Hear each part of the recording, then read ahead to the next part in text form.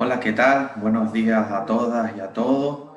Y vamos a continuar con la siguiente mesa de estas jornadas online que se están celebrando a lo largo del día de hoy.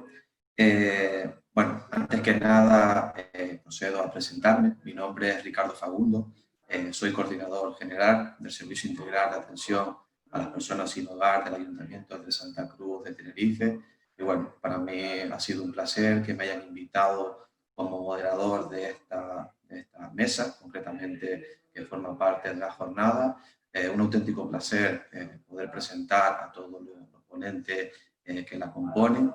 Y nada, espero que cumplan las expectativas y que todos podamos aprender muchas cosas de ellos, que seguramente va a ser así.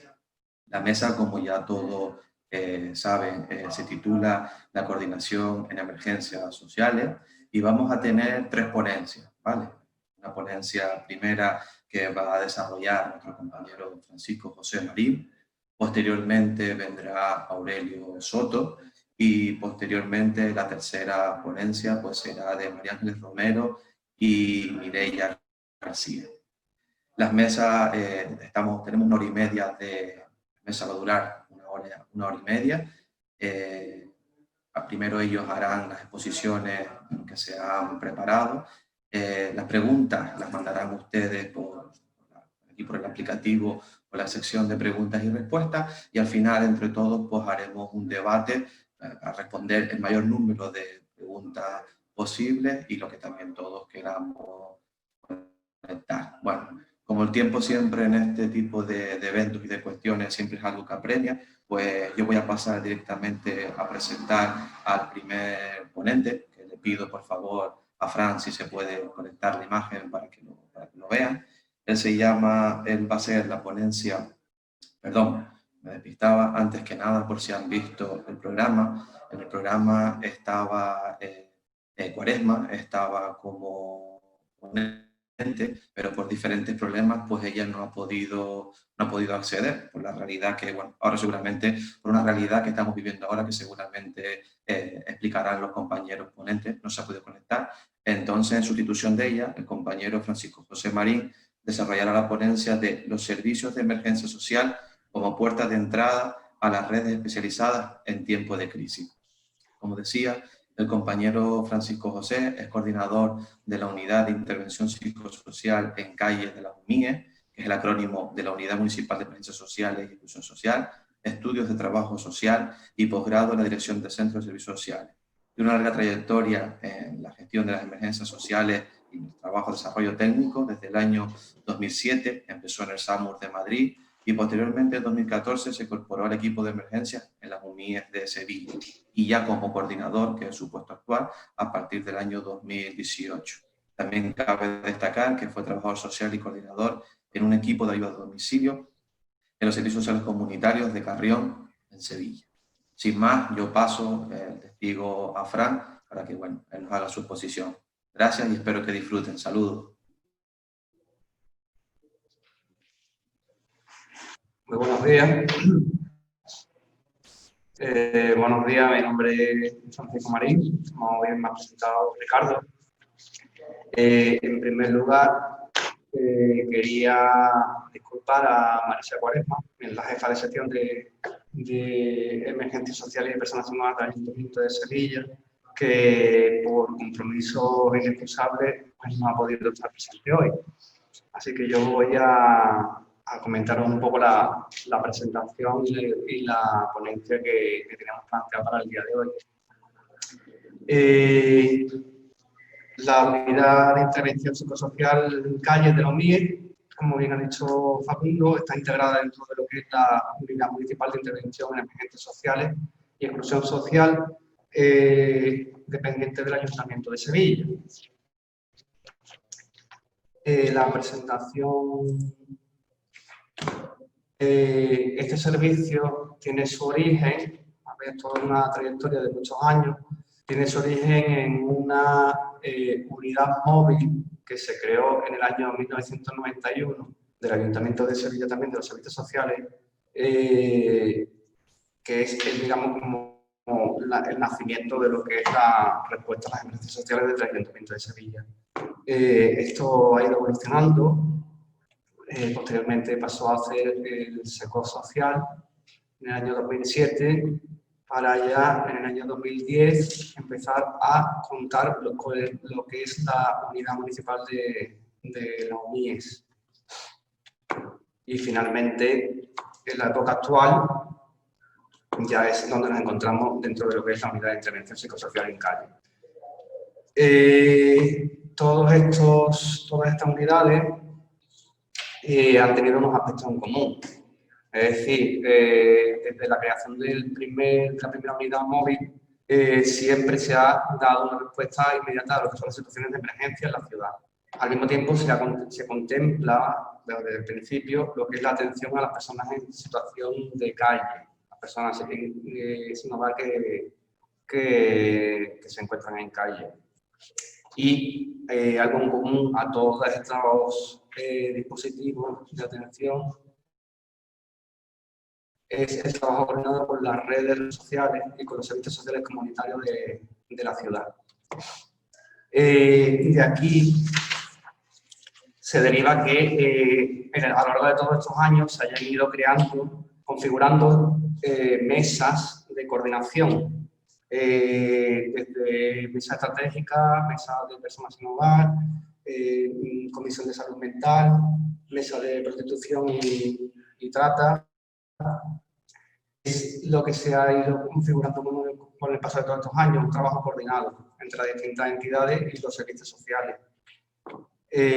Como actualizaciones o como renovaciones del servicio, pues se ha ido canalizando la llamada a través de 112, con una cobertura de atención que ha ido evolucionando a la totalidad de las jornadas, es decir, las 24 horas del día y los 365 días al año. Las actuaciones, puesto que son de carácter muy diverso, se han ido formalizando mediante protocolos de actuación. En el momento actual, nosotros nos encontramos incluidos dentro de lo que es el plan de emergencia municipal y, evidentemente, lo que es la demanda del servicio, la funcionalidad del servicio, ha ido evolucionando a una dotación de personal y una ampliación de lo que es la flota de los vehículos, puesto que los servicios se han ido también ampliando, las prestaciones más bien.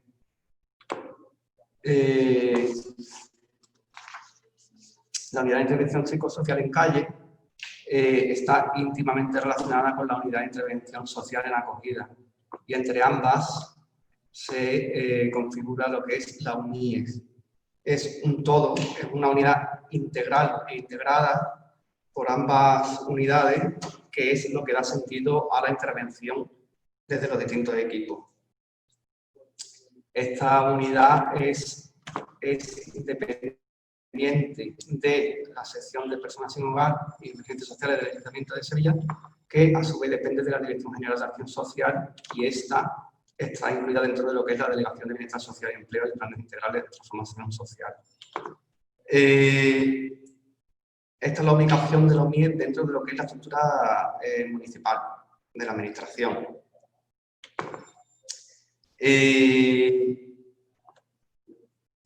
La UMIE se compone, a su vez, de equipos multidisciplinarios de intervención. Sus dos equipos principales son el equipo de emergencias sociales y el equipo de calle. Anteriormente os he comentado que algo común a todos los servicios era que también se les daba atención a las personas en situación de calle, por lo cual ahora, desde el año 2012, se crean los equipos de intervención en calle, y de la vinculación y relación y la interrelación que existe entre las dos unidades, existen equipos que se encuentran adscritos a lo que es la unidad de acogida y que al mismo tiempo está relacionado también con lo que son los equipos de intervención en calle. Uno de las atenciones, de las prestaciones que se dan desde el servicio de la unidad de calle, en este caso, es la atención a personas en su domicilio, personas que en un momento dado puedan tener una situación de emergencia, bien por una caída fortuita o por una necesidad de apoyo en alguna situación de dependencia. Y de ahí que los compañeros auxiliares sociosanitarios que han adscrito a la unidad de acogida, porque también están relacionados con lo que es la unidad de intervención en calle. Todo esto del equipo tiene presente lo que es la misión, al fin y al cabo, de nuestra misión, que es mejorar la calidad de vida de las personas que atendemos, personas en situación de vulnerabilidad.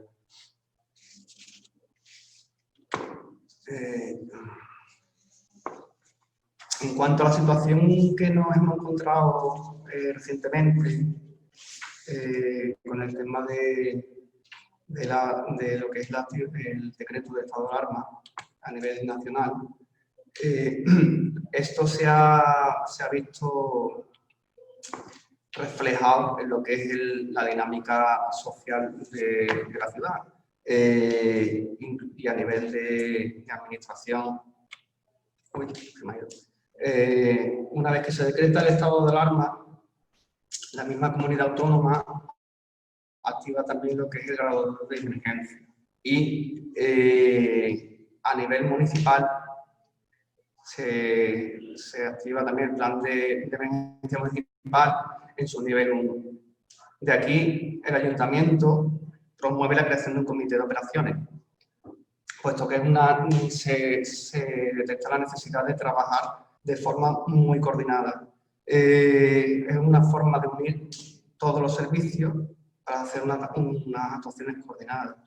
Esto ha permitido también una oportunidad de trabajar en red, que al mismo tiempo nos ha permitido ver un trabajo planificado, una intervención que se canaliza en intervenciones conjuntas y la importancia de la coordinación entre los distintos servicios. En esta situación, emergencias sociales se convierte en un nexo entre los distintos servicios, estando presente en todas las actuaciones. CECO, como centro de coordinación operativa y canalizador de las llamadas a través de 112, alerta a los distintos servicios. Lo que es bomberos, una intervención de bomberos en necesidades de urgencia, apertura de puertas, valoración de edificios afectados por algún tipo de incidente comunitario, ya sea por incendio, derrumbe o incluso ocupación ilegal que también se han detectado. Protección civil, con su participación activa y continua en los momentos de necesidad, apoyando a personas en situación de dependencia, traslado, reparto de alimentos, mascarillas, incluso un apoyo de mascarillas sanitarios, servicios sociales, con los que estamos íntimamente relacionados. Ellos han estado recibiendo multitud de llamadas y de demandas ante situaciones de necesidad que en un primer momento, y debido a las restricciones que se establecen por el propio estado de alarma, ellos nos solicitan muy frecuentemente lo que es valoración de las necesidades reales, porque ellos tampoco podían ver qué es lo que estaba pasando en los domicilios. Y de ahí, con nuestra intervención, les ha posibilitado también lo que es la toma de decisiones. A nivel de seguridad ciudadana, policía local ha jugado un papel importantísimo en el tema del cumplimiento del decreto y simultáneamente sanitario con el tema de las desinfecciones de espacios y vehículos y la cobertura también, porque esto ha sido muy importante, la cobertura a animales domésticos que han estado a cargo de estas personas sin hogar, que en un momento dado tenían que acceder a algún recurso y Zoo Sanitario se ha ido ocupando de estos animales, mientras que las personas eran atendidas de forma integral en los dispositivos que se fueron habilitando por este estado de alarma. A nivel de salud, ha jugado un papel muy importante con la canalización y la gestión de los tratamientos de las personas que también se encontraban alojadas en los recursos y, lógicamente, el PASAN con su sus tareas diarias de limpieza y desinfección de los espacios públicos, de las calles. Lo que sí nos queda en conclusión es que de este estado de alarma, de esta situación especial y de gran emergencia que hemos vivido, se nos pone de manifiesto que la importancia de trabajar en red, que es lo que hemos rescatado de todo esto. El Ayuntamiento en todo momento ha sabido dar respuesta conforme a la marcha a las necesidades que se iban detectando, puesto que la situación en sí lo manifestaba. Desde el comité, que ha ido valorando un poco, valorando todo lo que es la trayectoria de lo que es el estado de alarma, hasta los propios servicios, que también nosotros hemos reestructurado nuestros recursos, puesto que se evidenciaba una necesidad superior a la demanda que había, con lo cual, a nivel de la UNIE, por ejemplo, nosotros hemos estado reestructurando los equipos porque se necesitaba mayor presencia de lo que es el tema de las emergencias sociales. De ahí se unifican los equipos en un solo equipo para poder dar respuesta a todas estas demandas. Y a nivel de administración igualmente, ante la demanda elevada de necesidades que se iban presentando, pues como manera de dar respuesta, habilita pabellones, lo que son centros para que las personas pudieran tener alojamiento, puesto que la situación sobrepasaba los recursos que se disponían. A raíz de lo que es la activación del estado de alarma, el decreto de estado de alarma, esto genera a nivel de población, de sociedad, una incertidumbre, una situación de incertidumbre. Nadie sabía qué es lo que iba a pasar, qué es lo que estaba pasando. Eso lo podemos ver reflejado un poco también en lo que es el tema de las activaciones, de las activaciones que se reciben de nuestros servicios. La primera situación que nos encontramos es que ante la incertidumbre de qué es lo que va a pasar, se genera una oleada de desesperación. Es decir, la gente responde a necesidades por la propia ansiedad. No sé qué es lo que va a pasar, no sé si voy a tener recursos, y de ahí que se proyecte en esta gráfica lo que es la multiplicación de la llamada. O sea, en el mes de marzo, correspondiente a la segunda quincena, que es cuando ya se activa el estado de alarma, se recibe un número de 1000 activaciones más que el año pasado en la misma fecha, correspondiente sobre todo a la segunda quincena. Esta situación de miedo ha obtenido respuesta por parte de los equipos de emergencia, en este caso emergencias sociales, que ha ido transmitiendo informaciones, orientaciones, que a la gente luego eso iba dando una seguridad ante la situación que nos encontrábamos, pasando ya a una segunda situación donde ya las necesidades eran más reales, correspondiente más al mes de abril, que aún así sigue siendo elevado, pero ya sí que afecta a situaciones concretas donde la gente realmente ya no tenía.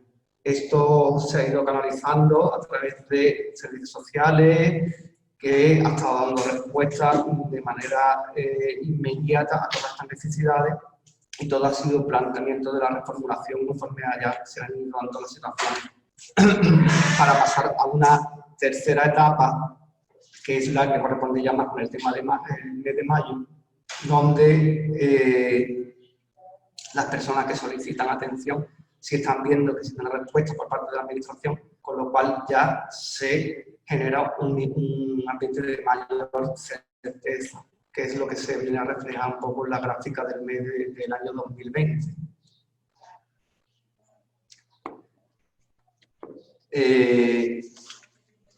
En cuanto a las activaciones principales durante este estado de alarma, pues además de las que habitualmente tenemos por situaciones de emergencia social diariamente, pues se han recibido muchas solicitudes de colaboración por parte de los servicios sociales en cuanto a lo que es la valoración de de situaciones dentro de los domicilios. Menores que en un momento dado se pueden encontrar en situación de desprotección, personas mayores que se encuentran en situación de vulnerabilidad precisamente por su situación de dependencia, personas discapacitadas que también necesitaban a lo mejor apoyo en actividades básicas de la vida diaria, y así paralelamente y simultáneamente con las emergencias que afectan a la comunidad, bien de carácter comunitario o bien propias de la comunidad. Incendios, derrumbes, no, todo ha estado relacionado, o sea, no se ha podido separar situaciones unas de otras porque todo es simultaneado. Dentro de lo que es las activaciones también hemos tenido muchas solicitudes de alojamiento. Lógicamente había una restricción que se estableció en el decreto de estado de alarma, en el cual las personas no podían estar en calle, con lo cual las personas sin hogar han necesitado una cobertura, que es la que se ha facilitado a través de la habilitación de los espacios especiales que se crearon durante este periodo. También a personas que en un momento dado... Sí, vale. En un momento dado... 2 minutos, vale, gracias. De acuerdo, gracias. En el momento dado, las personas que les cogió el periodo dentro de lo que es la zona de Sevilla, que también han necesitado este tipo de cobertura. Y, lógicamente, todas las otras activaciones que forman parte de la situación de emergencia, ya sean ingresos involuntarios, colaboraciones que no formaliza en las unidades de policía para la localización de personas, atenciones a la familia, etcétera. Y me gustaría concluir con un par de frases que yo creo que nos pueden hacer reflexionar sobre la situación vivida. Y es que una crisis de sentido, una crisis de sentido común, es la condición necesaria para que algo nuevo aparezca. Esta situación especial y novedosa nos ha cambiado la forma de ver las cosas. Nos indica que tenemos que tener mucha planificación, mucha coordinación y sobre todo pues tener un servicio de calidad, puesto que las personas reaccionan y controlan mejor la ansiedad en el momento en que reciben informaciones correctas y orientaciones que le van facilitando lo que es la normalización de su vida. Y otra frase, en este caso de Gandhi: nosotros tenemos que ser el cambio que queremos ver en el mundo. Eso es la parte que los equipos de la UNIR intentan transmitir a las personas. Somos el modelo en el que nos tenemos que reflejar, en el que se tienen que reflejar las personas, y con ello podemos cambiar las pequeñas parcelas de nuestro entorno. Así que nada, muchas gracias por vuestra atención y ya hablamos al final de las ponencias. Gracias. Estupendo, Francisco. Muchísimas gracias por tu aportación. Muchas gracias por todo. Y nada, vamos a continuar, como habíamos dicho, con el siguiente ponente. Te pido, Fran, como has dicho, que ahora ya tú te muteas el vídeo y el audio, y ya al final hacemos la sesión de preguntas y respuestas, que aprovecho para recordar que quien vaya teniendo alguna pregunta o respuesta, en la sección de preguntas y respuestas del aplicativo, pues la puede lanzar, y al final trataremos de darle respuesta a todas las que sean posibles. Solicito que se active también la cámara ya, Aurelio Soto, por favor, para comenzar su posición. Hola, Aurelio, bienvenido. Aurelio Soto es licenciado en periodismo, es máster en relaciones internacionales y comunicación, tiene también un máster en comunicación de la defensa y los conflictos armados y un curso de comunicación institucional, entre otros estudios, todos ellos relacionados con el sector de la comunicación, la emergencia y las redes sociales. Su experiencia laboral, la más destacada, que la que he querido reflejar, su currículum, ha participado en distintas operaciones de emergencia, tanto en España como en el extranjero, y de las cuales él querría destacar la misión de Haití en 2010, la de Ecuador en 2016, donde se realizaron funciones de información pública tras los terremotos sucedidos en estos países, y también las de Chile y Portugal en 2017, donde la UME, el cuerpo a que él pertenece, que posteriormente nos explicará, colaboró en la extinción de los numerosos incendios que allí se desarrollaron. Desde el ámbito de la docencia, Don Aurelio Soto actualmente es docente, profesor de la Escuela Militar de Emergencia, donde desarrolla el curso de gestión de catástrofes y otros cursos especializados. Ha impartido también clases en el Máster de Comunicación de Defensa y Conflictos Armados de la Universidad Complutense de Madrid desde el año 2010 a 2016 y ha colaborado en diferentes másteres de universidades complutenses, la Carlos III, Alcalá de Henares, Sevilla, y en los seminarios de la Organización Internacional de Energía Atómica. Bueno, Aurelio, muchas gracias por estar aquí, muchas gracias por participar y te cedo el espacio. Saludos. Muchas gracias, Ricardo, por este tiempo. Muchas gracias al Grupo 5 también por organizar estas jornadas virtuales relacionadas con las emergencias sociales, muy interesantes para nosotros. Y, por supuesto, muchas gracias por invitarnos a participar en ellas, sobre todo para escuchar a ponentes como Fran, del cual pues, he podido tomar nota de muchos apuntes, varios apuntes interesantes. Yo voy a compartir una presentación con ustedes. A ver si lo consigo rápido. No la ven por ahora la presentación, ¿no? ¿Hola? No, por ahora no, Aurelio. Vale.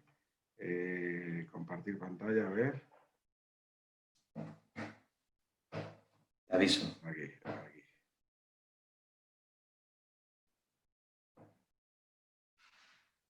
Ahora sí. ¿Ahora sí? Perfecto. Venga, pues vamos allá. Pues nada, lo que pretendía yo en estas jornadas es relacionar pues, el mundo de las emergencias, de la coordinación de las emergencias sociales y de las Fuerzas Armadas y establecer primero pues, una relación entre las emergencias y las Fuerzas Armadas, para luego pasar un poquito a hablar de lo que es la UME, que es verdad que somos una unidad relativamente nueva y todavía no muy conocida en el ámbito social, en el ámbito especializado ya empezamos a serlo. Creo y espero también que el ámbito especializado de la asistencia social también se los vaya conociendo, pero haré un pequeño repaso para acabar por citar cuáles de nuestras capacidades nos relaciona especialmente con este ámbito de la asistencia social, de qué manera las hemos puesto en práctica durante la pandemia y cómo nos hemos coordinado en este caso. Ha sido muy sencillo, sobre todo por lo fácil que ha sido trabajar con nuestros interlocutores, pero en una emergencia más de tipo protección civil, pues hay otro tipo de organización que me gustaría compartir con ustedes. Pues para empezar un poquito con hablar de la relación, porque hay mucha gente que dice, bueno, no sabemos muy bien qué relación puede tener o tienen las Fuerzas Armadas en las emergencias. Lo cierto es que hay que decir que es una de las misiones que tienen asignada la Armada, es decir, que las Fuerzas Armadas tienen la obligación de preservar, como vemos aquí en este cuadro, la seguridad y el bienestar de los ciudadanos en caso de catástrofes. Hay que pensar que el primer objetivo de las Fuerzas Armadas en todo caso es salvar vidas. Y en esto nos relaciona directamente con el mundo de las emergencias. Esto no es nuevo dentro del punto de vista de la implicación de las Fuerzas Armadas en las emergencias, puesto que la primera unidad especializada que se creó en España fue a finales del 1700, la Brigada de Artillería Volante, que ya se creó específicamente una unidad militar para actuar en caso de emergencias. Tampoco es algo exclusivo de España, puesto que prácticamente, bueno, en todos los países del mundo, cuando ocurre una gran catástrofe, suele haber un importante despliegue de los militares, ¿no? Por varios motivos, principalmente. Uno, por esa preparación previa que tienen los militares para trabajar en un contexto tan caótico y de difícil acceso como pueden ser las catástrofes.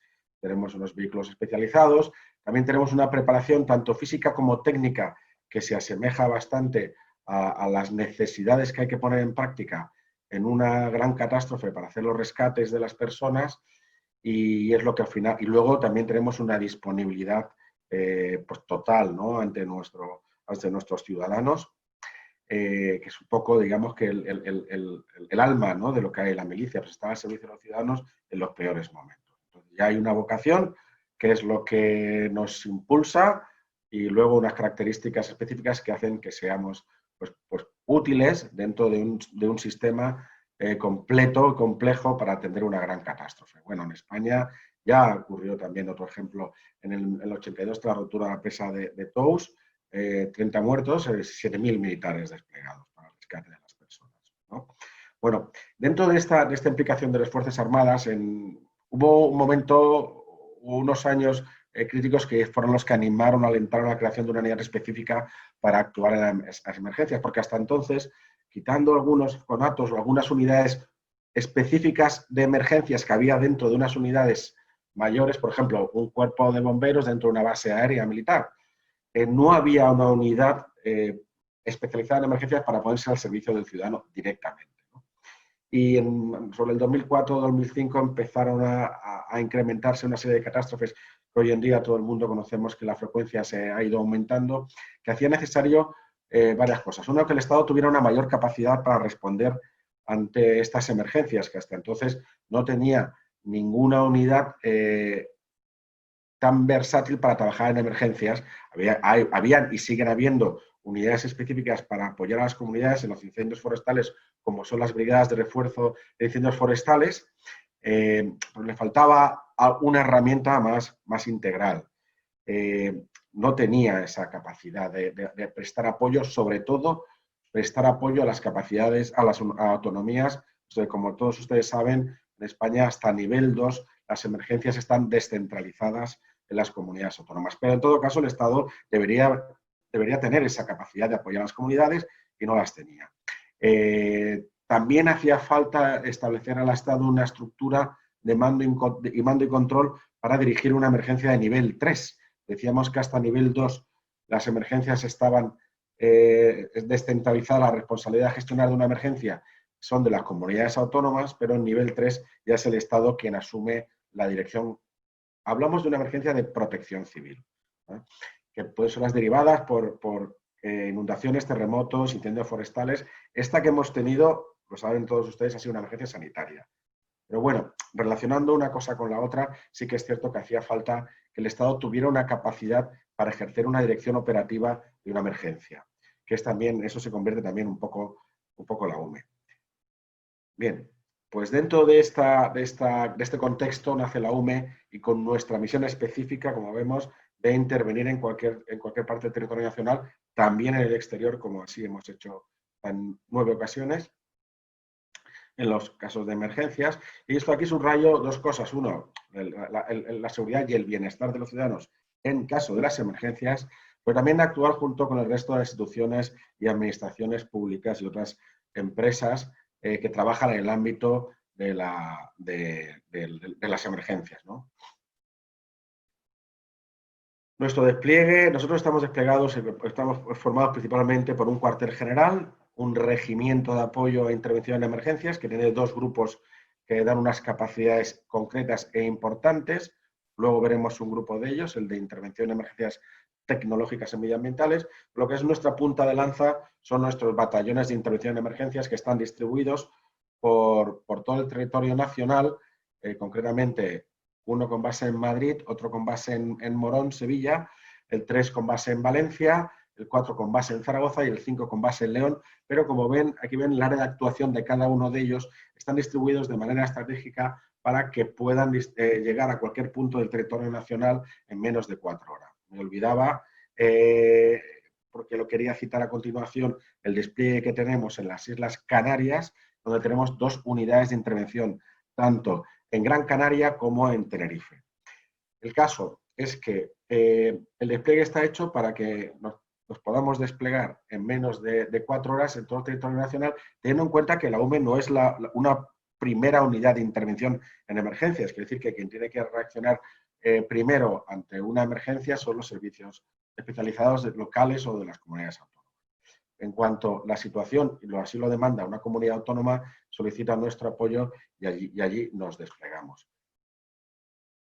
Bien, dentro de las capacidades con las que podemos apoyar las emergencias, pues tenemos las genéricas de lucha contra incendios forestales, actuación en inundaciones, grandes nevadas, los terremotos, riesgos tecnológicos, luego apoyo a los damnificados, luego lo veremos también en detalle, luego también apoyo logístico en las emergencias. Todos ustedes saben también que se dedican a este mundo de atención social, lo importante que es el apoyo logístico, más en una emergencia donde hace falta más cosas, sin embargo son más difíciles de conseguir, ¿verdad? Luego tenemos una serie de capacidades específicas, que bueno, no voy a entrar en ellas, porque bueno, la idea es ir centrándonos un poquito el tiro, vamos a ir llegando poco a poco al área del contenido de esta jornada, ¿no? Dentro de nuestras capacidades, cuando llegamos, como veíamos que teníamos que complementar las capacidades de las comunidades autónomas, también veíamos que había que tapar algunos huecos que había en cuanto a la capacidad de actuación ante una emergencia. Por ejemplo, la protección del patrimonio. Yo, si me permiten, una anécdota simplemente del despliegue en Haití, donde, como todos ustedes saben, hacía falta mucha mano de obra, había necesidad de rescatar a muchas personas. Es importante en cualquier, tanto en una emergencia nacional, ponerse a disposición de las autoridades locales, igualmente en una emergencia internacional, ponerse a disposición de las autoridades también locales del país o incluso las vecinales, como en el caso de Haití, y a ellos les decíamos, ¿qué queréis que hagamos? ¿Dónde? ¿No? El cómo ya nos encargaremos nosotros. Pues lo primero que nos pidieron fue actuar precisamente en la iglesia de Notre Dame, de Petit Boab, porque para ellos era algo que emocionalmente muy importante, y así fue. Nosotros veníamos que queríamos actuar en otro sitio, veníamos con la intención de actuar en otro sitio, pero lo primero, eso nos llevó unas horas, es actuar en la búsqueda de rescatar unos cuerpos allí en Petit Boab. Quiere decir que la protección del patrimonio al final se convierte en algo muy importante desde el punto de vista emocional para las personas en las grandes catástrofes. Con lo cual, nuestros equipos de búsqueda y rescate también tienen una capacidad especial para actuar en la protección del patrimonio. Pero también a los pocos años nos dimos cuenta que había que tener una preparación especial también para, a la hora, en emergencias, para rescatar o poder ayudar con mayor eficacia a las personas con las diferentes capacidades en una emergencia, como pueden ser personas ciegas, personas con discapacidad intelectual, personas sordas. ¿Cómo consigues tú rescatar a una persona? Le dices a una persona sorda lo que tiene que hacer si le quieres evacuar a un edificio, o tranquilizas o serenas a una persona con discapacidad intelectual en una catástrofe. Bien, pues sobre eso también hemos estado trabajando y nos hemos estado preparando específicamente, porque aquí lo que es cierto es que lo que hemos estado viendo también con el paso del tiempo es que cualquier gran emergencia se puede, y en muchas ocasiones se convierte en una emergencia social. Antes decíamos lo importante que era saber actuar para rescatar a una persona con discapacidad en una emergencia. Pero es que tras un terremoto es muy posible, muy probable que haya muchos de nosotros que nos convirtamos tras el terremoto en personas con una discapacidad para ser rescatados. Pues lo mismo pasa con el tema de algo más relacionado directamente con lo social, como puede ser la obtención de alimentos o la pérdida incluso del propio hogar, ¿no? Nosotros nos hemos encontrado que en muchas emergencias hemos tenido que suministrar a las personas pues comida porque se habían quedado o no tenían posibilidad de obtener el alimento o el agua, pero también con personas que han perdido su hogar de repente, con lo cual estamos en una emergencia social. Bien, de estas capacidades, y para relacionarlo directamente ya con lo que hemos estado trabajando en el COVID, voy a citar nuestra capacidad de actuación en un ambiente contaminado, en este caso en un ambiente contaminado por un agente biológico, como ha sido el SARS-CoV-2. Tenemos una capacidad específica para trabajar con un grupo que es el Grupo de Intervención en Emergencias Tecnológicas y Medioambientales. Dos capacidades. Uno, la capacidad de protección propia para evitar el contagio o poder trabajar en un ambiente contaminado. Dos, la capacidad de neutralización y reducción de las... Bueno, primero vamos a hablar de la capacidad de neutralización de ese agente vírico en este caso, ¿no? Con los elementos descontaminantes, en este caso desinfectantes. También otra de las capacidades que tenemos y hemos puesto aquí en práctica ha sido la capacidad de mitigar las consecuencias. O sea, teníamos los tres aspectos. El aspecto de la protección propia, el aspecto de quitar la viralidad, la virulencia al virus, y el aspecto de mitigar las consecuencias en este caso, de la enfermedad del COVID-19.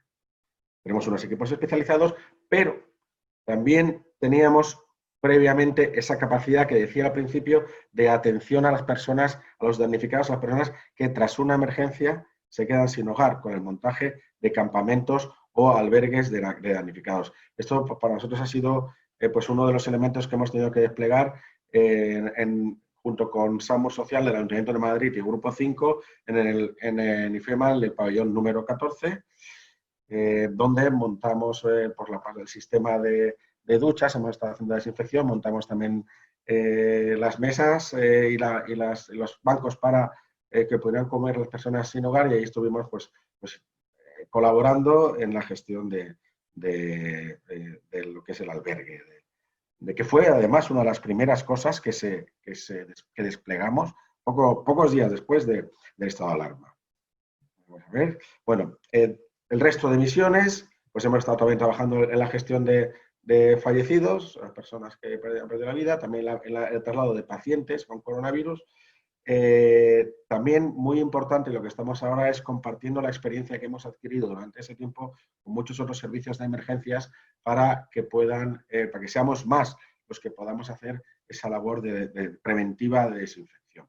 Aunque va un poquito más allá, es importante la prevención porque va más allá de la desinfección, es un plan integral en el que hay que trabajar tanto la sectorización y reorganización de la vida y de espacios para evitar el contagio, aparte de seguir las medidas que todos sabemos, el distanciamiento social, las mascarillas, la higiene, luego también hay que hacer labores de desinfección.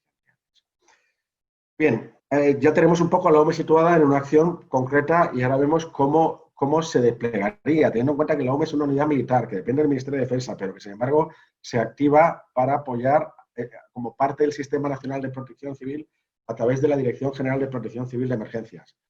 Parece todo al final un poco, pero en apoyo a las comunidades autónomas, que son las que tienen las responsabilidades. Un poco cómo se cuece todo este entramado institucional. Pues la verdad es que la cosa es muy fácil y muy sencilla. Luego lo veremos en las conclusiones. La clave es la flexibilidad y la comprensión entre todos los organismos que haga que fluya el entendimiento para que todo este organigrama sea fluido, rápido y no suponga ningún obstáculo. Lo contrario, que al final cada uno de estas instituciones, organismos, empresas que están implicadas en este entramado, lo que hagan es favorecer a los que estamos ejecutando la emergencia. Luego veremos de qué manera nos puede. Bueno, ahora lo veremos ya. Aquí veíamos un ejemplo del tema de lo que decía antes, de cómo nos organizamos en nivel 2. Y me queda ya muy poquito tiempo para terminar. Nos organizamos y nos coordinamos a través de los CECOPs de las comunidades autónomas. ¿Qué hacemos para estar coordinados? Poner siempre un oficial de enlace, una persona, alguien de la OME que conozca la misión, que conozca la unidad, para que cuando en el CECOPI se hable de algo que pueda afectar a la UME, haya alguien de la UME. Pero también personas en el terreno, en el puesto de mando avanzado, ¿vale? Y luego es importante también que haya unas personas en los equipos de intervención que estén siempre en contacto con estos oficiales de enlace. Vamos a hablar ahora del nivel 3 y con esto ya terminamos y hablamos un poco de la relación que ya lo que nos une desde el punto de vista de la coordinación en una emergencia social de nivel 3. Nivel 3 sería en el caso de una emergencia de protección civil, pero que como hemos visto puede tener consecuencias sociales. Bien, aquí se establecería una dirección operativa de la emergencia, que sería en este caso la OME quien ejercería esa dirección operativa. El Ministerio de Interior sería el director de la emergencia y la OME establecería la estructura de la dirección operativa de la emergencia. Y aquí es donde, de la misma manera que tenemos oficiales de enlace en los puestos de mando de los diferentes niveles, en las emergencias de nivel 2, es importante que tengamos, que habitualmente los tenemos, oficiales de enlace del resto de instituciones que participan en la gestión de la emergencia. Dentro de todas las células o clústeres que seguramente todos han escuchado hablar, en esta dirección operativa de la emergencia hay una específica que es la de personal, que ahí es donde confluyen los diferentes especialistas que están relacionados con la materia directa de atención a las personas. Y es, por supuesto, donde está totalmente relacionado el tema de la atención social. Bien, esta sería de manera general la célula en la que, como vemos, pues se tiene en cuenta pues tanto el alojamiento como la alimentación, como el transporte, la atención psicológica, también la sanitaria, incluso la asistencia religiosa de todo tipo de religiones. Como ven, aquí tenemos relacionada directamente una que habla, esta es una de nuestras transparencias, no lo he hecho yo para esta presentación, en la que ha dado los aspectos sociales, de la atención de los aspectos sociales en caso de una emergencia de nivel 3. Me gustaría también, aprovechando lo que ha citado Fran, de la importancia que tiene liberar de la incertidumbre a las personas que lo están sufriendo, especialmente en las emergencias, eso estamos totalmente convencidos de la importancia que tiene. Como vemos, aquí hay una célula que es de información, la OCP, de la que tengo el privilegio de ser el jefe, de que yo formaría la información pública, formamos parte de esa célula de personal, porque precisamente una de las cosas que, o si no es el primer objetivo que tenemos a la hora de utilizar la comunicación en una emergencia, y es que la comunicación sea de utilidad para gestionar de la emergencia, y lo puede ser desde muchos sentidos. Hablamos de la comunicación del riesgo. Uno, dar información, la suficiente información a la gente para que tome sus decisiones, que pueda preservar su propia vida en el caso de una gran catástrofe. Y dos, el hacerles serenar a la gente, que mantengan la confianza y la esperanza, porque precisamente son dos de las energías, de las fuerzas interiores que van a hacer que tengamos no solo resiliencia, sino mayor capacidad de supervivencia las personas en caso de una gran catástrofe. Ahora, ya termino pues hablando un poquito con las conclusiones, hablando de las conclusiones que podemos sacar de la UME en relación con la participación en una emergencia social. Vemos que nosotros nos apoyamos o estamos dirigidos por un ordenamiento legal, unas disposiciones legales. Pero lo que hay realmente detrás del impulso que trata de dar la UME permanentemente en las emergencias es unos valores de servicio a la sociedad en todos los niveles, especialmente a los más vulnerables. Esta misión, la que hemos dado, el apoyo que hemos dado en el albergue 14, para nosotros ha sido una misión especial, ha sido una de las pocas misiones que hemos hecho a diario. Sin embargo, y lo digo con total sinceridad, no ha supuesto ninguna carga. ¿Por qué? Porque todos éramos muy conscientes de la importancia que tenía, uno, esa labor, dos, estar más cerca de las personas especialmente vulnerables, porque es algo intrínseco a nuestra vocación de servicio. También a nuestros valores. Nosotros nos sentamos en unos valores que realmente cada mañana en el patio de armas recitamos uno de ellos, y que es al final, y ahí lo puedo decir con toda confianza en este foro, porque yo sé que en este foro de unas personas que se dedican a algo tan relacionado como la atención social, pues sin duda de lo que hay detrás no puede haber nada más que los valores que lo sustentan. Entonces es algo que nos impulsa. Y por último, con esto ya termino, importante, flexibilidad, disponibilidad y compromiso entre todos los que estamos participando en una gran catástrofe para que la coordinación entre todos nosotros sea la más fluida y la mejor, sobre todo la más eficaz en favor de la resolución de la emergencia. Y con esto termino, espero no haberme pasado mucho del tiempo. Muchas gracias.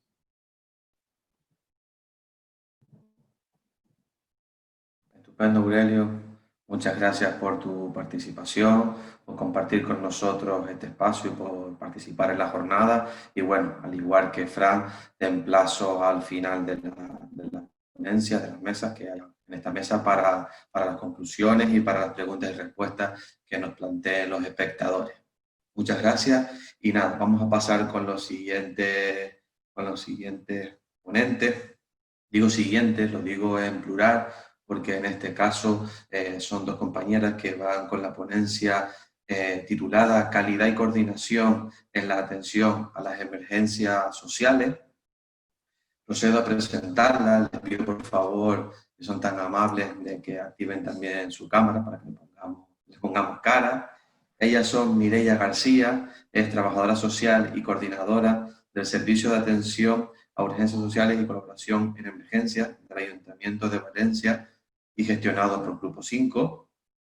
Ella es especialista en cooperación internacional y la gestión de proyectos y procesos de desarrollo y tiene una experiencia profesional de más de 15 años en el campo de la intervención psicosocial con personas en situación de vulnerabilidad y de exclusión social. La acompañan en la presentación de esta ponencia de calidad y coordinación en la atención a las emergencias sociales, María Ángeles Romero. Ella es licenciada en Biología con más de 10 años de experiencia como responsable en sistemas de gestión, tanto en el sector sanitario como en el sector servicios. Ha cursado un máster en Sistemas Integrados de Gestión, Calidad Medioambiental y PRL, y otro de Gestión de Proyectos.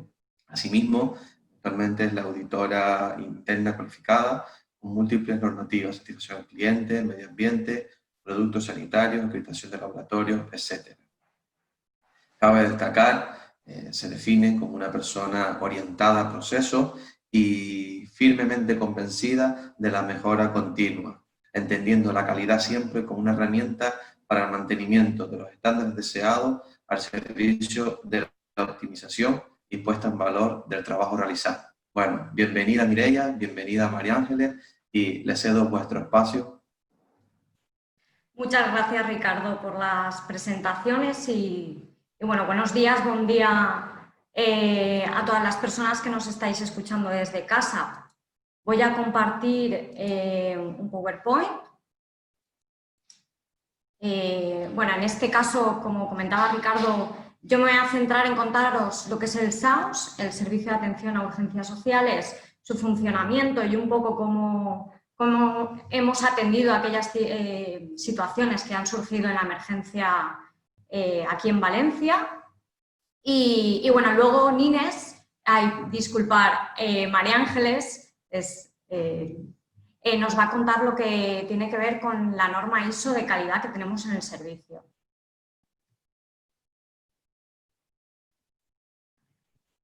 Bueno, esta imagen tan ilustrativa tiene que ver con lo que somos nosotros, somos el SAUS, que es el Servicio de Atención a Urgencias Sociales y Colaboración en Emergencias de la ciudad de Valencia. Nuestro ámbito de actuación es la ciudad y bueno, disponemos de un dispositivo de 12 personas ahora mismo, entre las que tenemos trabajadoras sociales, psicólogas e integradoras sociales. El servicio se crea en 2011, en septiembre de 2011, para dar una respuesta inmediata a aquellas situaciones de crisis social que necesitan ser atendidas inmediatamente, en el horario en el que los servicios sociales y aquellos recursos municipales están cerrados. Entonces, bueno, en aquellos momentos, cuando no existía este servicio, la policía se veía en unas circunstancias que no sabía cómo atender diferentes tipos de problemas sociales y, bueno, pues desde la Concejalía de Bienestar Social se decide crear este servicio. Podemos ver algunos de los materiales en esta foto que utilizamos, que como pueden ser cascos o bueno, incluso tenemos silla de ruedas, diferentes tipos de silla para menores y los protocolos que tenemos en el servicio también siempre los llevamos en la unidad móvil y bueno, incluso podemos encontrar algún material como bozales o correa para aquellos animales que transportamos en la furgoneta, porque muchas familias o personas que atendemos pues tienen animales de compañía. La siguiente imagen tiene que ver con los procedimientos generales de intervención que tenemos en el servicio. Tenemos 4 en concreto, pero bueno, 4 en concreto generales y luego los otros 3 que tienen que ver con la norma de calidad ISO los contará María Ángeles. El primero es aquel que tiene que ver con la activación del servicio. Vemos que algunos de los recursos con los que nos coordinamos pues podemos encontrar bomberos, también otros servicios y recursos pertenecientes a la Regidoría de Servicios Sociales, como bueno, el Centro de Atención a Personas sin Hogar o los mismos centros de servicios sociales de la ciudad.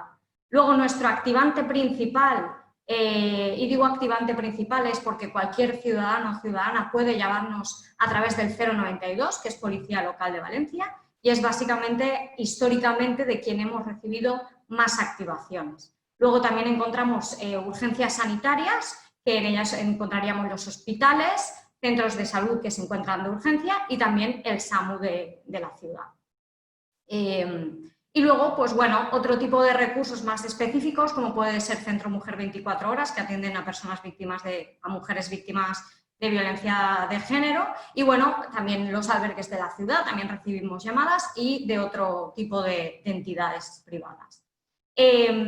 Bueno, entonces, desde estos recursos recibiríamos la activación a través de los terminales móviles, que tenemos 2 en concreto, y ya podría ser en vía telefónica, como veis, también por correo electrónico, que nos llegan activaciones de servicios que están cerrados. Es decir, nos llega una activación en el horario en el que ellos están en funcionamiento y a nosotros, cuando entramos al servicio en el horario en el que los servicios sociales están cerrados, pues podemos ver las activaciones en el correo. Luego está la autoactivación, que llamamos, que tiene que ver con aquellas activaciones que detectamos cuando estamos en ruta o estamos en otro tipo de activaciones. Luego, a partir de ahí, se haría la recogida de información.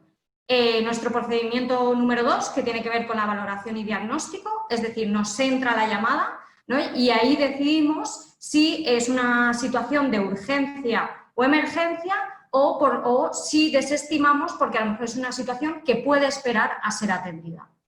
Luego pasaríamos al diagnóstico. Con esta información que hemos recibido de nuestros activantes, haríamos siempre una búsqueda en las diferentes bases de datos, en la nuestra propia y del servicio, y también en la que tiene que ver con las de los recursos municipales, como es del Centro de Atención a Personas Sin Hogar, como es de Servicios Sociales, el social, que se llama aquí, y del CAI, del Centro de Atención a Personas Inmigrantes.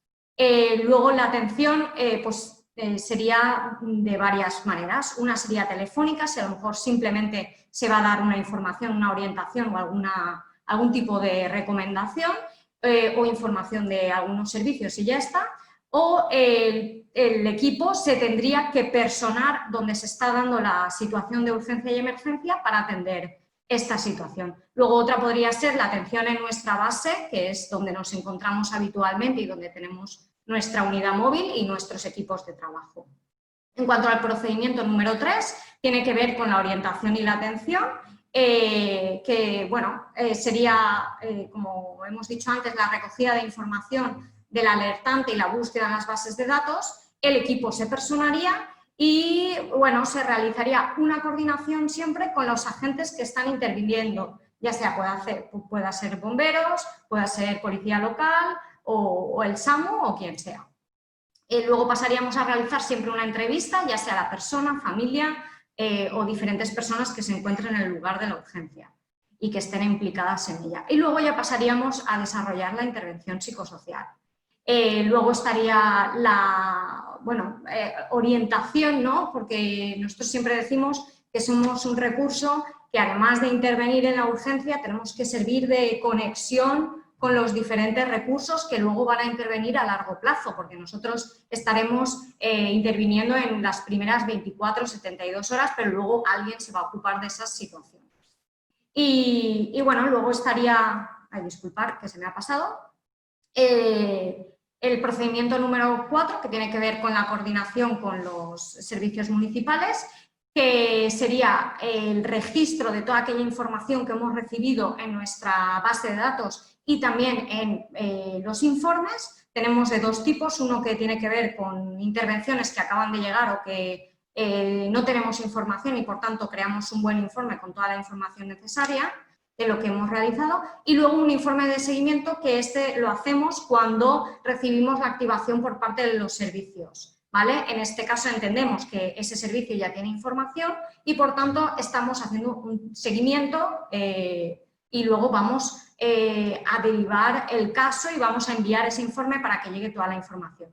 Luego tenemos 37 protocolos específicos de intervención que tienen que ver y están relacionados directamente con el tipo de casos que vamos a tener en el servicio, ya sea de menores en riesgo social o en abandono, personas mayores que se encuentran abandonadas en sus domicilios o necesitan cualquier tipo de atención, cobertura de necesidades básicas, también atendemos intentos de suicidio, comunicación de malas noticias y un gran etcétera. Y bueno, a partir de aquí ya entraría María Ángeles a explicarnos lo que tiene que ver con los procedimientos de la norma ISO y os los va a explicar ella muchísimo mejor. Así que dejo de compartir y ahí dejo a María Ángeles. Gracias, Mireia. Buenos días a todas las personas que nos escuchan. Y continúo un poco cogiendo el relevo de Mireia para contar a todos cómo hemos intentado en Grupo 5 profesionalizar un poco más, si cabe todavía, el servicio que prestamos en emergencias sociales.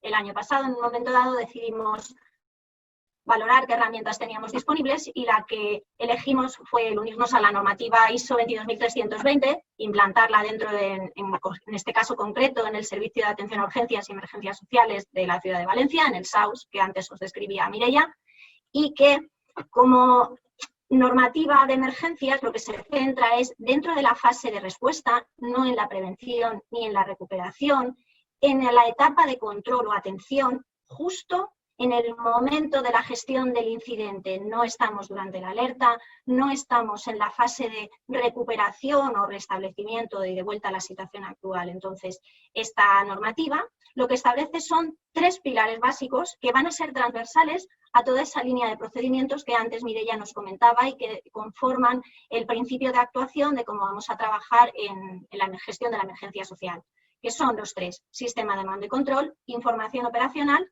y coordinación y cooperación, que va a ser el aglutinante y que tiene que ver con el tema de la sesión de hoy. En el caso del sistema de mando y control, lo que establece la normativa y lo que implementamos dentro de nuestro servicio es el tener claro una jefatura de incidentes. Es decir, tener claro quién manda dentro de la emergencia, quién está a cargo, qué responsabilidades tiene cada una de las personas, detalladas esas funciones y sobre todo poder organizarnos. En el caso del SAUS decíamos hay una jefatura de incidente que es la coordinadora del servicio, en este caso Mireia, y una serie de equipos donde hay 2 personas con funciones claramente diferenciadas a lo largo de todas las intervenciones. Esos equipos no se movilizan siempre por igual, sino que dependiendo del nivel de respuesta que vayamos a dar, movilizaremos un solo equipo, como es la forma habitual de trabajo del SAUS. Todos los equipos, cuando estamos en gestión de 24 horas del SAUS, como podrá contar Mireia un poquito más adelante, o lo movilizaremos de forma común todos los equipos, no de forma continuada, sino en el mismo momento y en el mismo lugar en el caso de grandes catástrofes. Pero es importante tener claro en qué nivel de emergencia estamos para esa movilización. Una vez tenemos claro cuál es la cadena de mando establecida, lo que tenemos que tener claro es qué información tenemos que trabajar. Porque la información va a ser la base sobre la que actuemos, tomemos decisiones y nos coordinemos con otros. Decía Mireia antes que en el caso del SAUS existen casi 40 procedimientos diferentes de distintas situaciones. En cada uno de esos procedimientos está definido qué hacemos, cómo lo hacemos, quién lo hace, cuál debe de ser la actitud de nuestros profesionales para ser lo más eficientes posibles. Eso es el control de la información, pero además también controlamos la información que recibimos y que damos. No contamos todo, sino lo que es realmente importante. Y aquella información que recibimos la cuestionamos, entre comillas, para decidir si realmente es veraz.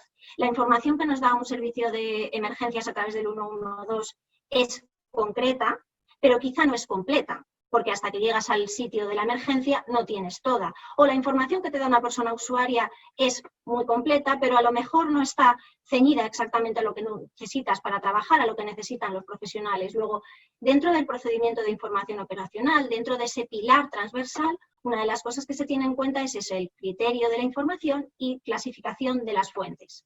Con todo esto, una vez tenemos claro cuál es la cadena de mando establecida y qué información es la que necesito para trabajar, lo que llegamos es a la tercera fase, que es la de coordinación y cooperación. Coordinación tanto a nivel interna como cooperación a nivel externa. En el caso del SAUS hay varios procedimientos de cooperación con otras entidades, policía municipal, sanitarios, bomberos, porque es importante que sepamos el papel de cada uno de nosotros y lo acordemos previamente y antes de una situación de emergencia para poder actuar de forma efectiva.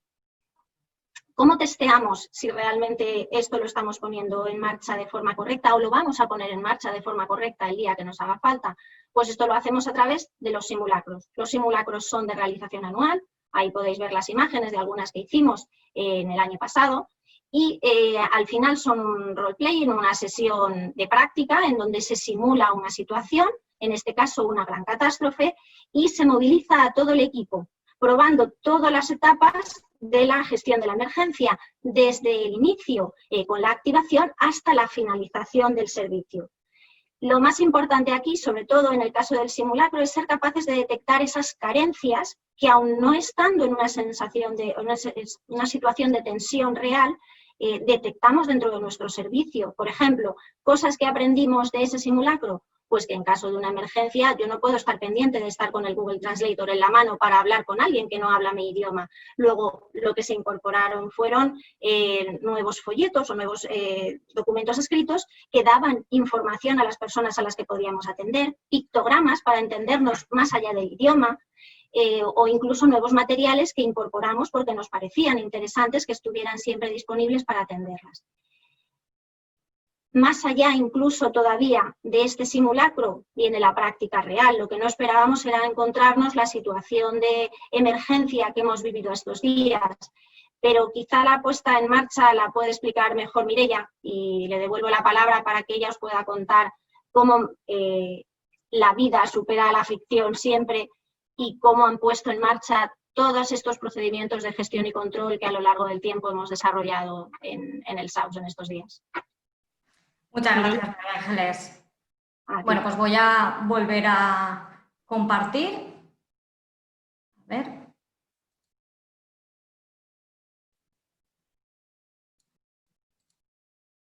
Aquí, ahora sí.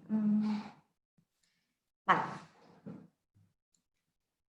Ahora sí, la diapositiva que se me estaba escapando todo el rato, sí que la podemos ver. Se declara el estado de alarma el 14 de marzo de 2020 y bueno, al día siguiente la concejala de Bienestar Social realiza una reunión de coordinación con la jefa de servicio y con los diferentes jefes de sección. A esta reunión convoca también a la coordinación del SAUS y bueno, entre unas de las decisiones que se toman es el que el servicio se amplíe, ¿no? Y solicitan a Grupo 5, a la empresa, de que se amplíe las 24 horas del día para poder atender la emergencia.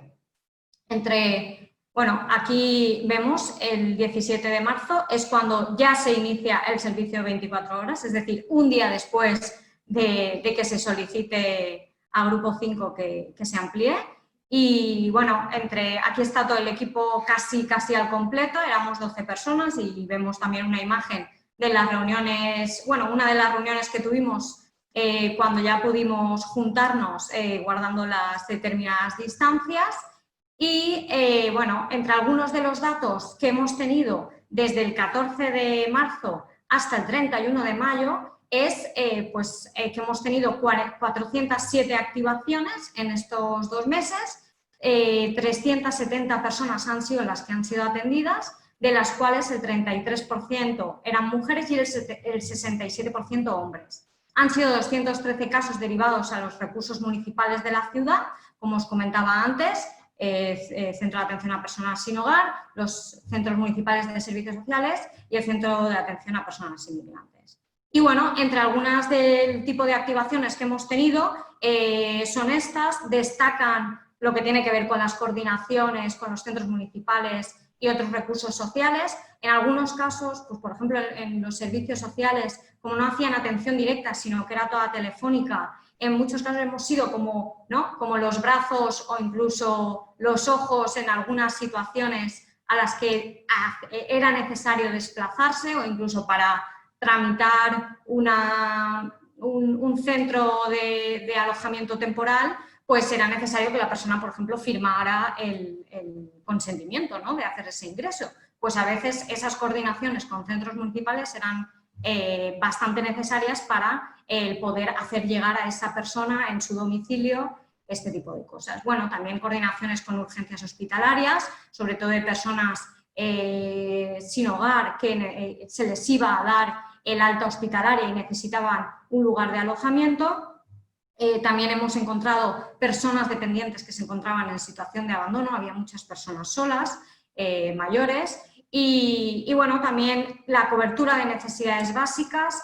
Al principio de la emergencia nosotros recordamos sobre todo que los primeros días eran llamadas y llamadas y llamadas de personas que solicitaban alimentos. personas que decían que o no podían bajar del domicilio porque eran personas mayores y eran personal de riesgo, o gente que había perdido su trabajo y por tanto no tenía recursos económicos para hacerse, o sea, para poder realizar la compra o algunas cuestiones básicas para la vida. Y bueno, también hemos tenido algunos casos de mujeres víctimas de violencia de género que había que atender, acompañar e intervenir. Y bueno, luego también se han hecho rutas de calle para tanto el reparto de picnics, de alimentación, para personas pues, que o bien no querían ir a un albergue o que por lo que sea pues, no tenían su alojamiento. Luego podemos ver, en cuanto a lo del tema de la alimentación, también comentaros que muchas veces cuando estábamos en calle, porque estábamos haciendo alguna ruta o estamos interviniendo, eran tanto ese tipo de demandas, las de alimentos, que incluso desde las ventanas nos hacían parar o nos llamaban para que esperábamos y bajaban a solicitar eso, alimentación. Luego podemos ver aquí que el 23 de marzo de 2020 se crea el albergue de emergencia La Pechina 1, ¿vale? Aquí es el Ayuntamiento de Valencia el que solicita, bueno, el que decide que tiene que montar unos dispositivos de albergue para personas sin hogar, para que puedan estar también confinadas como el resto de la gente, porque además era bastante llamativo, ¿no? En la situación de confinamiento en la que todo el mundo tenía su domicilio, estaban las calles vacías, yo recuerdo venir a trabajar y era desolador el panorama y veías de repente a alguna persona pues, sin hogar, pues, que estaba deambulando y que tampoco sabían dónde ir, ni sabían qué hacer, ni las entidades sociales también estaban cerradas, los albergues de la ciudad estaban cerrados y necesitaban algún tipo de atención. Era desolador, la verdad. Entonces, el 23 de marzo eso se crea este albergue, se solicita al Grupo 5 que contrate un equipo para que haga la intervención psicosocial, ¿vale? En un primer momento estamos el SAUS para realizar la entrada de aquellas personas que se encontraban ya a la puerta. Y bueno, ahí hubo varias coordinaciones porque además estaba también el CAS, de personal del Centro de Atención a Personas sin Hogar. Y también, pues eso, de servicios sociales. Por favor, mira, ya vamos concluyendo cuando puedas. Gracias. Vale. Luego más tarde se crea, en el primer albergue eran 120 plazas y este que se crea ya son 45 más 5 de aislamiento, que se crea el 7 de abril y también se crea un equipo de intervención psicosocial donde se coordina pues, con Protección Civil. También fue necesaria la coordinación sanitaria con el centro de salud, por ejemplo, de Guillén de Castro, que estaba al lado y venía una vez a la semana una de las médicas pues eso, a pasar consulta y bueno, fueron muchas las coordinaciones que se dieron en estos casos. Así que, bueno, como tengo que ser breve y debemos de pasar ya al turno de preguntas, nada, me despido, muchas gracias por la atención y bueno, ya está. Ricardo, cuando quieras. Estupendo, Mireia, muchas gracias por tu exposición. Gracias también a María Ángeles. Y como bien has indicado, pues vamos a pasar a la fase final de esta mesa, que es preguntas y respuestas. Por ello también pido a Aurelio y a Fran si pueden activarse la cámara y el micro para compartir entre todos junto con los espectadores, 55 espectadores que tenemos en nuestra mesa ahora mismo, este turno, este momento de preguntas y respuestas. Y comenzamos para ser lo más ágiles posible con una pregunta que nos lanza Beatriz Gómez, creo que va dirigida por el contexto y el momento de lanzarla porque va a la última posición de Mireia, y dice si se ha realizado algún tipo de censo con los casos de personas vulnerables detectados, soledad de ancianos, dependientes, sin cuidador y sin apoyo familiar. Bueno, como comentaba antes, nosotros tenemos una base de datos y realizamos siempre de cada intervención, sobre todo de estos casos que son bastante graves, realizamos un informe que siempre enviamos a los servicios municipales. Entonces, bueno, censo como tal no, pero tenemos un registro de esos casos. Vale. En el caso de Sevilla igualmente, actuamos de la misma manera. Los casos detectados los comunicamos a servicios sociales de zona para que tengan conocimiento y así puedan dar la respuesta más eficaz a lo largo del tiempo. No hay censo. Vale, bueno, hay un listado que es algo similar, correcto. Me pregunta también, Beatriz Gómez, también pregunta, bueno, dice, se dejó la pregunta media y dice si en una situación social como esta se han detectado más casos de personas vulnerables de las que anteriormente existían. Bueno, pues refiere que sería necesario hacer más jornadas sobre estas, tanto en este espacio como en otros espacios. Bueno, pues en nuestro caso sí que han aumentado las activaciones en estos últimos meses desde que se ha generado la emergencia social. Evidentemente, pues eso, como comentaba, ha habido muchos casos de pérdidas repentinas de alojamiento también, de personas que han perdido su domicilio pues porque o han perdido el trabajo o no tenían recursos económicos, no tenían cómo ganarse la vida y les han echado, o sea, propietarios de pisos privados que han decidido pues, que como no les pagaban, pues se iban a la calle. Luego también, ahora, sobre todo estas últimas semanas, estamos teniendo más repunte también de mujeres víctimas de violencia de género, que están, pues eso, que están resurgiendo otra vez los casos. Y bueno, también como comentaba, de personas mayores en situación de abandono, que no podían cubrir sus necesidades básicas, pero sobre todo por el confinamiento también, claro. Correcto. Fran. Sí, no, vamos, en este caso lo que nosotros percibimos a nivel de emergencia social aquí en la ciudad de Sevilla es que como se restringió ciertos sectores a nivel de lo que es servicio de domicilio, tampoco se podía llegar a todas las casas, a toda la vivienda. Es verdad que se detectaban casos de personas en situación de dependencia que a lo mejor estaban necesitando algún tipo de cobertura. No lo saco de lo fuera de la normalidad, en ese sentido, únicamente que las personas que tenían atención a lo mejor en ese momento dado, sí que es verdad que se quedaban un poquito más descubiertos. Vale, gracias. No tenemos más preguntas y respuestas, la gente han explicado todo muy bien, ha quedado bastante claro. Yo sí tengo algunas preguntas que hacerle y voy a empezar por Aurelio. De algo sobre todo que hablábamos días atrás mientras estábamos preparando esta jornada y cómo lo íbamos a desarrollar. Al principio ya yo mencionaba, soy el coordinador de un servicio de atención a personas sin hogar y le contaba a él, aquí en Tenerife, como él explicó anteriormente, también está la UME y cuando preguntas en la sociedad, siempre la UME, bueno, aquí le decía, son los que van a apagar el fuego, aquí tenemos bastantes montes, etcétera, y la UME siempre aquí, los que van a apagar los fuegos de vez en cuando, pues cuando viene el tema de los cayucos, etcétera, que han hecho algunas colaboraciones y otras cosas. Y ahora, claro, ha cambiado el rol, han participado, todo esto del COVID les ha hecho participar, han estado presentes en la calle, en lo que es en la ciudad, nunca se les veía, siempre se les veía en el monte, la UME pues nombraba la zona de los rodeos, la zona alta de la isla de Tenerife, y de ahí hacia el monte, como solemos decir, y sin embargo ahora lo hemos visto en la ciudad y haciendo otras cosas. Me gustaría un poco que explicase cómo ha sido a ti y para el resto también de tu equipo esta experiencia, este nuevo rol, digámoslo de alguna manera, de la UME. Pues la verdad, muchas gracias por la pregunta, pues que es una pregunta además que cala y que da ganas de responder, porque efectivamente, habitualmente nosotros trabajamos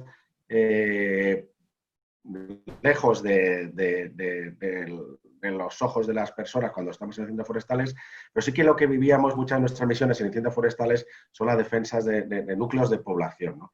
Entonces, hay un momento cuando tú tienes que ir a atacar un incendio forestal y defender un municipio, pues tienes que cruzar habitualmente ese municipio y pasas por delante de la gente si el municipio no ha sido evacuado, que normalmente se evita evacuar el municipio a no ser que corra realmente riesgo, pues sí que es verdad que las personas están y ves directamente pues, sus ojos, su cara de preocupación, en ocasiones también su cara de alivio que te fortalece mucho cuando te saludan, ¿no? y eres tan bienvenido, pero sí que es cierto que los dejas atrás y lo que tienes delante son las llamas y desde ese momento que has cruzado el pueblo hasta que has conseguido, si lo has conseguido, normalmente es el objetivo, pues, evitar que las llamas lleguen al municipio, pues no les ves. Sabes que están detrás, pero no les ves. Sin embargo, en este caso,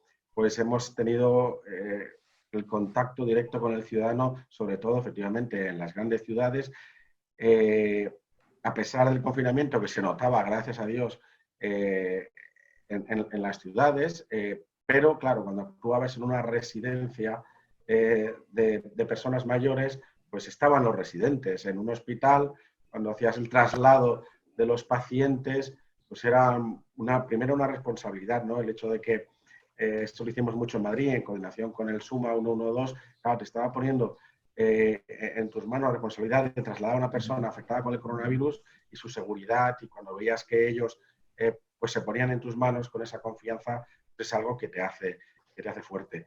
El caso especial, como decíamos antes, del albergue de personas sin hogar, ha sido para nosotros, pues digamos, pues, rellenar exclusiva y directamente un objetivo, una misión que no habíamos hecho con esta dedicación exclusiva, a pesar de que en Lorca, tras el terremoto, montamos un campamento de damnificados en el cual al final acabó yendo muchas personas sin hogar, pero esto era algo exclusivo y además coordinado especialmente y únicamente con personas del sector como el SAMUR Social o Grupo 5, y para nosotros ha sido, yo he tenido la oportunidad de estar allí y ver pues también esa mirada, ¿no? Y esas caras de las personas sin hogar, y ha sido algo muy, muy especial el ver cómo te lo agradecen, no por sentirte tú mejor, sino por saber que lo que estás haciendo es algo que es muy útil para personas que en un momento determinado lo necesitan tanto como ellos. Gracias, Aurelio. Gracias, la verdad es que es muy interesante. Esta pregunta ahora, la siguiente pregunta es para María Ángeles. Y bueno, resumo un poco, estamos en una época a raíz de todo esto del COVID, estamos en una época de cambio, una época en la que los protocolos sanitarios están cambiando, el tema de cuidarnos, la higiene, etcétera, y al final todo eso, bueno, pues está relacionado con la calidad de los servicios, la calidad de la higiene, la calidad en todo su conjunto. Y bueno, la pregunta viene un poco a decir cómo va a influir esta situación en los sistemas, protocolos de calidad en su conjunto a partir de ahora. Muchas gracias por la pregunta, Ricardo. Bueno, hay distintas estrategias que se están lanzando ahora y que podemos ver en algunas certificadoras a la hora de validar los protocolos que se utilizan. Personalmente, yo sí que no soy muy fanática o muy creyente en los protocolos de COVID-free, porque es imposible asegurar que vayamos a tener un espacio completamente libre, ni siquiera en un espacio quirúrgico a veces se tiene toda la seguridad, pero sí que hay muchas posibilidades a través de distintas herramientas y creo que irán avanzando con el tiempo, muchas basadas sobre todo en gestión de riesgos y prevención de riesgos laborales, para asegurar que la protección que se esté haciendo tanto de trabajadores como de personas usuarias sea la correcta y sea meditada y se basa en esa mejora continua realmente de planificar, hacer y evaluar una vez eso. En el caso de Grupo 5 ha estado gestionado todo, tanto a nivel de trabajadores como de personas usuarias, muy coordinado con el área de prevención de riesgos laborales y tenemos siempre siguiendo las directivas de la autoridad sanitaria, por supuesto, que han ido cambiando y han ido evolucionando en función del conocimiento de la enfermedad y de la transmisión, pero siempre muy vigilantes y permitiendo trabajar, pero a la vez siempre con seguridad, que es lo más importante. Entonces, el panorama avanzará siempre, yo creo, en esa línea. Estupendo, María Ángeles. Muchas gracias. Por la hora voy a proceder a hacer la última pregunta, que nos las envía Edurne González y dice que si las mujeres víctimas de violencia las han atendido, entiendo que estaba más dirigida a Mireia y a Fran, o las deriváis a un servicio especializado a otras entidades, o si se le ha hecho una atención para cubrir la primera necesidad y después han sido derivadas a algún servicio especializado. A ver, en nuestro caso, estamos en el SAUS está en el protocolo de de atención a mujeres víctimas de violencia de género de la ciudad de Valencia, del Ayuntamiento. Y bueno, estamos en una primera instancia también, es decir, policía local, como comentaba, es nuestro activante principal y por tanto muchas veces esos casos nos llegan al servicio. Sí que hacemos siempre una primera intervención, ¿vale? Es una valoración y diagnóstico de la situación de esa mujer y automáticamente nos coordinamos con el Centro Mujer 24 Horas, que es el servicio especializado, ¿vale? Pero puede suceder que en el caso del SAUS acompañemos a todo lo que tiene que ver con, si la mujer quiere, por supuesto, si necesita un parte de lesiones en el hospital, pues ese acompañamiento y coordinación con el equipo médico del hospital. Luego la interposición de la denuncia y el asegurarnos que va a ir un abogado o abogada de oficio a orientarle y a acompañarla en la interposición de la denuncia. Y luego más tarde pues sería ese acompañamiento al Centro Mujer 24 Horas, el Estado, para que determine si van a seguir el caso desde allí. En el caso de que no se siguiera por diferentes motivos, sería el mismo servicio el que sí que cubriríamos las necesidades básicas de esa mujer en lo que tiene que ver con alojamiento, nutrición y pueda necesitar para más tarde, pues bueno, derivar al recurso municipal también, que es el Espai Dones, que se llama, y también hacen atención psicológica y hacen otro tipo de intervención. Gracias, Mireia. Fran, te doy 30 segundos, que tenemos que irnos a la otra sala. Vale, rapidito.